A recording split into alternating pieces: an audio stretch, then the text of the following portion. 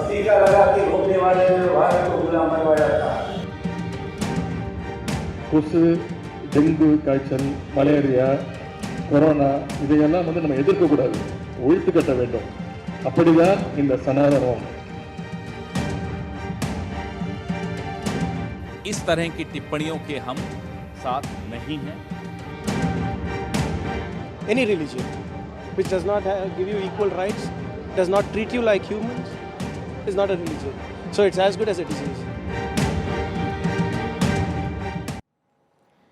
नमस्कार, स्वागत करती हूँ आप सभी का। आप देख रहे हैं भारत 24। मैं हूं आपके साथ पूर्णिमा मिश्रा और आज का सबसे अहम सवाल ये है, सनातन पर इंडिया में कंफ्यूजन। सनातन धर्म पर विवादित टिप्पणी आने के बाद से यह सिलसिला रुकने का नाम नहीं ले रहा है। पहले उदयनिधि स्टालिन, उसके बाद प्रियंक खड़गे और उसके बाद ए राजा और अब जगदानंद सिंह ने सनातन धर्म को लेकर विवादित स्टेटमेंट दे दिया है।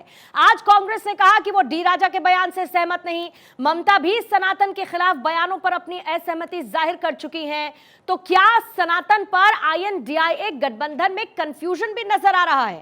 सनातन पर इंडिया में क्या कंफ्यूजन है, ये बड़ा सवाल है। और ये क्या INDIA गठबंधन का सेल्फ गोल नजर आता है? 2024 में मंडल वर्सेस कमंडल पार्ट 2 देखने को मिलेगा क्या? हिंदुत्व में बंटवारा, तभी क्षेत्रीय दलों का क्या गुजारा होगा? और सनातन पर इंडिया गठबंधन बीमार है क्या? इन सारे सवालों पर आज हम शुद्ध राजनीतिक विश्लेषण करेंगे भारत 24 की पॉलिटिकल एडिटर अदिति नागर के साथ शो प्योर पॉलिटिक्स में। अब टीका लगा के घूमने वाले भारत को गुलाम बनवाया था और फिर कैसे भारत गुलाम हो जाए, रास्ते पर ले चलने का प्रयास कर रहा है निर्माण संघाई लोग। मंच पर बैठे वाली हमारी महिलाओं, हम सवाल की प्रतिष्ठा क्यों कर रहे हैं? ये भारत है और जो ही किसी देवता का नाम आता है। मुझे सोनिया गांधी जी, राहुल गांधी से पूछना है, मुंबई की बैठक में आपने क्या तय किया है कि हिंदू आस्था और हिंदुत्व को बदनाम करना है? मैं फिर यह सवाल कर रहा हूं, सोनिया गांधी जी आप जवाब दें और राहुल गांधी जी आप जवाब दें। ये बार बार हिंदू आस्था, हिंदू विश्वास, सनातन सत्य, इसके खिलाफ क्यों बेअदबी की जा रही है? तो क्यों बेअदबी की जा रही है? रविशंकर प्रसाद ने यह सवाल उठाया। हमारी पॉलिटिकल एडिटर अदिति नागर इस वक्त हमारे साथ जुड़ चुकी हैं। अदिति, सीधा सपाट सवाल यह है कि क्या INDIA में इसे लेकर कंफ्यूजन है? जैसे कहते हैं ना कि जो सोचा था या वही हुआ, या जिस बात का डर था वही हुआ। इसमें दो खास चीजें हुई हैं दोनों पॉलिटिकल पार्टी के। पहला ये कि इंडिया में इतने सारे गठबंधन, जाहिर तौर पे इतने सारे घटक दल थे, तो ऐसा कुछ तो होना ही था। और यही वजह थी कि जब अभी हाल ही में मुंबई में जो बैठक हुई उसमें चर्चा ये की गई कि इंडिया के लिए प्रवक्ता अलग बनाए जाएंगे, क्योंकि कुछ दिनों पहले जो प्रदेश की जो राजनीति है उसमें आम आदमी पार्टी और कांग्रेस उलझ गई थी। तो मुंबई में होने वाली बैठक में एक मुख्य मुद्दा ये था कि हर कोई बयान नहीं देगा, इंडिया के मसले पर इंडिया क्या सोचती है, इंडिया का क्या लाइन होगा, उसके लिए इंडिया के ही प्रवक्ता बयान देंगे। लेकिन उससे पहले, जब तक कि वो कमेटी बनती, जब तक की और तैयारी होती, उससे पहले अच्छा समझना। और बीजेपी के लिए क्या हुआ? बीजेपी के लिए ये हुआ कि बीजेपी को बैठे बिठाए वो मुद्दा मिल गया जो उनके लिए ऑल टाइम फेवरेट भी है और उनके लिए राजनीतिक लिहाज से बहुत महत्वपूर्ण भी है। जिस तरीके से देश के गृह मंत्री अमित शाह, चाणक्य अमित शाह ने लैश आउट किया है और ये खास तौर पे कहा है कि देश के 80% हिंदू भाइयों को आप खत्म करना चाहते हैं। और ऐसे में सीधा सीधा उत्तर प्रदेश से लेकर जो ये नॉर्थ की राजनीति, क्योंकि आपने देखा 2024 में नॉर्थ साउथ की राजनीति पे किस तरीके से चीजें चल रही हैं, क्यों पिछले 3 महीने से ज्यादा, इनफैक्ट कहेंगे कि 6 महीने से ज्यादा, साउथ की वो 116 सीटें, 119 सीटें और उसके अलावा तमाम ऐसे अलग अलग सीटों को टोटल मिला के 161 सीटों पर टारगेट किया गया था, जिसमें नॉर्थ ईस्ट भी था। तो बीजेपी नॉर्थ के लिए तो मान रही थी कि उनकी सीटें अच्छी आ जाएंगी, लेकिन साउथ के लिए भी वो चाहती थी। तो मुद्दा ये है कि बैठे बिठाए नॉर्थ पॉलिटिक्स में इंडिया ने, कांग्रेस ने, या ये जो बड़ा गठबंधन है विपक्ष का, उन्होंने बैठे बिठाए कांग्रेस को एक मुद्दा दे रहा था। अब सवाल ये उठता है कि अगर हम थोड़ा पीछे जाएं और इस बात की, जो ये सबसे पहले स्टैलिन के बेटे से जो बयान आया, उसको समझने की कोशिश करें, तो दरअसल आज से नहीं, युगों से राजनीति में अगर बहुत पीछे जाएं तो द्रविडियन पॉलिटिक्स नॉर्थ की पॉलिटिक्स में हमेशा लड़ाई रही, पर तब 2024 जैसे मुद्दे पर कोई पार्टी एकजुट नहीं थी।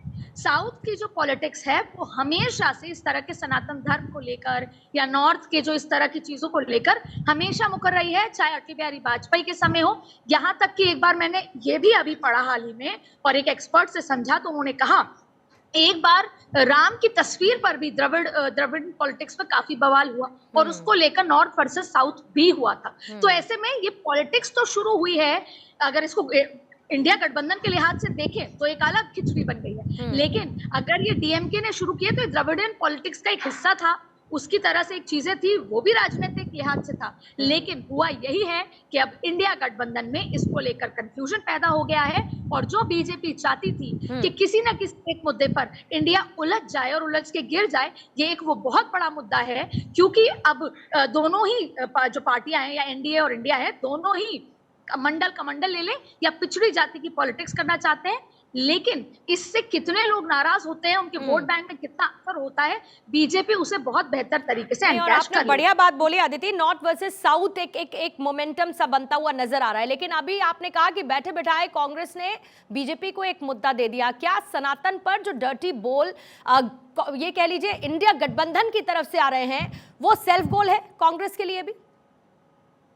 देखिए, बिल्कुल सेल्फ गोल हुआ, और आज से पहले नहीं, जबकि ये तय किया गया था कि दो चीजें, एक तो हम राष्ट्रीय मुद्दों पर और दूसरा नरेंद्र मोदी को कोसने का काम नहीं करेंगे, क्योंकि जो एक्सपीरियंस है या इतिहास गवाह है, जब जब जो ये गठबंधन बना है इंडिया का, उसमें ये तय किया गया था कि एक तो राष्ट्र मुद्दे नहीं लिए जाएंगे, और अडानी को भी राहुल गांधी जितना यूज कर सकते हैं करेंगे, लेकिन हर आदमी अडानी को लेकर या कोई राष्ट्र मुद्दे पर ज्यादा उलझेगा नहीं, क्योंकि जब जब राष्ट्र मुद्दों पर, चाहे फिर वो विधानसभा की पॉलिटिक्स हो या देश की पॉलिटिक्स हो, तब तब नरेंद्र मोदी को फायदा हो जाता है। और इसके अलावा जब जब नरेंद्र मोदी को बैकफुट पे लाया जाता है किसी न किसी तरीके से, तब तब नरेंद्र मोदी को फायदा होता है। लेकिन यहाँ पर हुआ ये है कि शुरू तो हुई एक साउथ की पॉलिटिक्स से, एक रीजनल पॉलिटिक्स से, लेकिन क्योंकि अब एक दूसरे से जुड़े हुए हैं। आप एक बात बताएं, सवाल ये है, जिस तरीके से शिवसेना ने किया, क्या सनातन का इतने बड़े बयान पर शिवसेना साथ होगी? ममता बनर्जी ने दरकिनार कर लिया, तो सीधे सीधे तरीके से सेल्फ गोल किया है, और बैठे बिठाए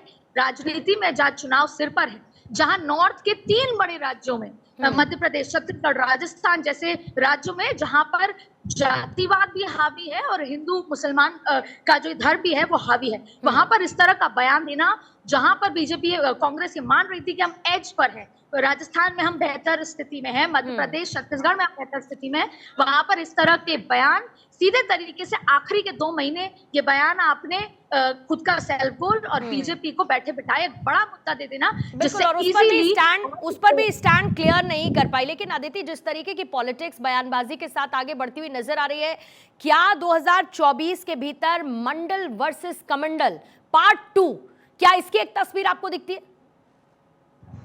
देखिए, मंडल वर्सेस कमंडल एक राजनीति जब से शुरू हुई, शायद तब से चल रहा है। बिहार जैसे ये वाला बयान जो है, साउथ से आकर बिहार में आ गया, उत्तर प्रदेश में आ गया, एफआईआर हो गई, तमाम चीजें, लेकिन हम मंडल कमंडल को समझते हैं। जब जब राजनीति और इस तरह का बड़ा चुनाव होता है, मंडल कमंडल हावी होता है। लेकिन भारतीय जनता पार्टी एक मुकाम पर यहाँ आ चुकी है। भारतीय जनता पार्टी को हमेशा से ये माना जाता था कि वो ब्राह्मण फॉरवर्ड की पार्टी है, ब्राह्मण बड़ियों की पार्टी, और अब वो स्थिति आ गई है कि कोई भी मौका आ जाए, ब्राह्मण बनिए लॉक हो चुके हैं एज वोटर बीजेपी के साथ।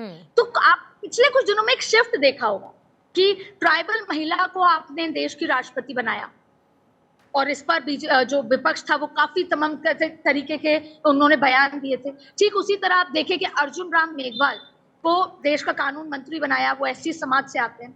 तो अब भारतीय जनता पार्टी ने एक तरफ तो फॉरवर्ड्स को अपने साथ रखा है, अब वो भी जो है पिछड़ों की पॉलिटिक्स करने लगती है। और जहां पर हम जेडीयू की बात कर लें, कांग्रेस की बात कर लें, और हम तमाम उन पॉलिटिकल पार्टीज की बात कर लें जो इस गठबंधन का हिस्सा हैं, वो तो शुरुआत से ही पिछड़ों की राजनीति करती थी। मुझे याद है कि 2 महीने पहले मैंने कांग्रेस के एक बहुत बड़े नेता से बात की। हमने उनसे पूछा कि आपके आगे फॉरवर्ड जाने का, चाहे 2024 के लिए चाहे राज्यों के लिए, प्लान क्या है। तो उन्होंने सीधा सीधा एक प्लान बनाया कि हम पिछड़ों की, दलित की, जो गरीब तबका है, या इसे बोले जो वो वाला तबका है जिसको उतनी तरीके से मूलभूत सुविधाएं नहीं है, यानी पिछड़ा तबका, उनकी पॉलिटिक्स हम करने वाले। लेकिन आप देख सीधे तरीके से बीजेपी ने उसको हाईजैक कैसे किया।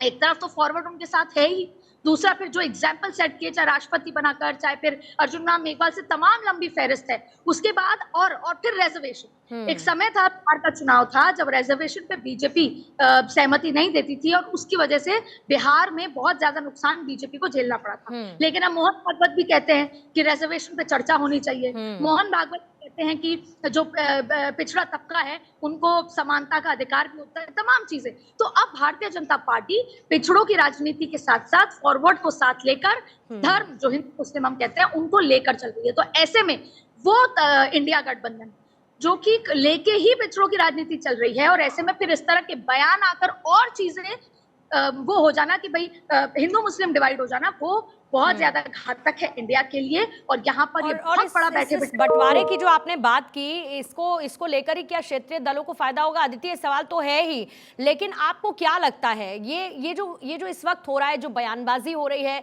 ये एक तरीके का सहयोग है या एक तरीके का प्रयोग है? यानी कि ये जानबूझकर एक स्ट्रैटेजी के तौर पर पहले बयान देना, फिर उसके बाद डैमेज कंट्रोल की कोशिश करना, क्या हो रहा है कांग्रेस की तरफ से, INDIA गठबंधन की तरफ से? देखिए, अभी पवन खेड़ा ने जिस तरह का बयान दिया, और हमने भी जब सूत्रों से बातचीत करी इंडिया गठबंधन के जो सीनियर लोग हैं, क्योंकि देखिए सबसे बड़ा सवाल है कि मल्लिकार्जुन खड़गे के बेटे जो कि मंत्री भी हैं, उनका इस तरह से बयान आ जाना, और फिर स्टालिन जो कि अभी मुंबई बैठक में भी सबसे आगे मंच पर खड़े हुए थे, उनके बेटे का ये बयान ना, उसी से सारी कॉन्फ्लिक्ट खड़े होना। सही मायने में ये है कि हमेशा से शुरुआत से, चाहे कांग्रेस हो, गुजरात के चुनाव देख ले, कोई भी चुनाव, मौत का सौदागर का देख ले, तमाम ऐसे बयान जो कि स्ट्रैटेजी या फिर प्रयोग नहीं था, बस वो हो गया और उसके बाद कांग्रेस का नुकसान हो जाता। कांग्रेस का सीधा इस बार तरीका है कि ऐसा कोई भी बयान ना दिया जाए जो बीजेपी जिससे राजनीति खेले, और ठीक ठाक यही वही मौका है जब बीजेपी के पास अच्छा खासा ये मौका आ चुका है। तो ये प्रयोग नहीं है, लेकिन ये बात जरूर है कि ये बैठे बिठाए इंडिया गठबंधन के साथ एक गलत बयान आ गया, जैसा आप कह रही हैं, ये सेल्फ फाउल हो गया है। और यहीं पर जरूरत है कि गठबंधन के तमाम लोगों को, देखिए एक बहुत इंपॉर्टेंट बात है कि 2024 के लिए नेशनल फ्रंट में लोगों में आपस में बातचीत है कि हमको क्या लाइन लेके चलना है, लेकिन यही प्रॉब्लम है कि जो सेकेंड लाइन लीडरशिप है या जो प्रदेश के नेता हैं, उनके अंदर तालमेल नहीं है। और यही सबसे बड़ा पॉइंट है जो बीजेपी एनकैश करना चाहती है। पहला, ये बताना चाहती है देश की जनता को कि इनका माइंडसेट कैसा है। ये एंटी हिंदू माइंडसेट वाले लोग हैं। हिंदुस्तान जैसे देश में, जैसे कहते हैं, हिंदू की ज्यादा आबादी वाले देश में, या इस तरह से कह लें कि ज्यादा डोमिनेटिंग वाले देश में, जहाँ पे उत्तर प्रदेश भी है, बिहार, तमाम तरीके की जो है, वहां पर इस माइंडसेट के साथ 2024 का चुनाव लड़के प्रधानमंत्री की उस कुर्सी पर नजर रख रहे हैं। सीधे भी भारतीय जनता पार्टी का जो बड़े नेता है, वो जहां भी जाएंगे वो ये बात का प्रचार करेंगे। और क्योंकि अदिति, आपने बीजेपी का जिक्र किया, कल प्रधानमंत्री को हमने सुना, आपने भी सुना, प्रधानमंत्री ने कह दिया कि इस पर जवाब देंगे, लेकिन बहुत सोच समझकर, सनातन मामले को लेकर बहुत सोच समझकर कुछ दिशा निर्देश प्रधानमंत्री ने दिए। ये बीजेपी की तरफ से किस तरीके की मैसेजिंग है, और अगर जवाब दिया जाएगा बीजेपी की तरफ से तो वो कैसे शुरू होगा?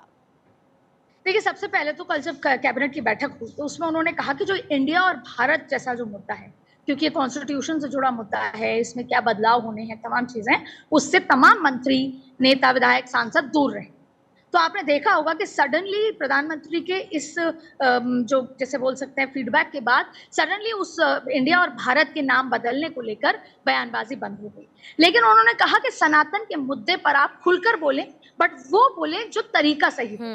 हमें कई बार हम गुस्से में ऐसा कुछ कह जाते हैं जो हमें ही नुकसान कर जाता है, जो इंडिया को अभी हो रहा है। इसलिए उन्होंने कहा खुलकर बोले। आपने देखा कि किस तरीके से गजेंद्र सिंह शेखावत बरसते हुए बोले। इसके अलावा भी उत्तर प्रदेश में FIR के साथ साथ तमाम नेता खुलकर बोल रहे हैं। और ये ऐसा नहीं कि आज ये राजनीति अभी चरम पकड़ेगी, अभी G20 का मुद्दा है तो इस तरह की चीजें हैं, लेकिन फिर भी आगे आप देखेंगे तो ये राजनीति का बहुत बड़ा मुद्दा होने वाला है। बीजेपी इसको आसानी से छोड़ने वाली बात नहीं है। जिस तरीके से पूरे देश में FIR हो रही है तो ये मुद्दा अब गरमाने वाला है। लेकिन बात यह है कि प्रधानमंत्री मोदी ने भी कहा कि हम सबको सनातन के इस बयान को कंडेम करना होगा, जिससे कि हम देश में जनता को ये मैसेज दे सकें कि 80% जो हिंदू आबादी है उनको खत्म करने की इस तरह के बयान देने वाली माइंडसेट वाली गठबंधन जो है वो 2024 में नरेंद्र मोदी लेकिन कितने बयानों को कंट्रोल किया जाएगा अदिति, ये बड़ा सवाल है, क्योंकि पहले उदयनिधि स्टालिन आ गए, प्रियंक खड़गे आ गए, ये सिलसिला आगे बढ़ता गया। डी राजा को हमने सुना, वो HIV से उसकी तुलना कर देते हैं, सब बीमार बता रहे, लेकिन ऐसा नहीं लगता है कि इस बयानबाजी के साथ जो बयान देने वाले नेता है, कर्नाटक के गृह मंत्री जी परमेश्वर आज कह देते हैं कि पता ही नहीं कि हिंदू धर्म कब पैदा हुआ, ये खुद बीमार साउंड नहीं करते हैं तमाम नेता जो ये बयानबाजी कर रहे हैं?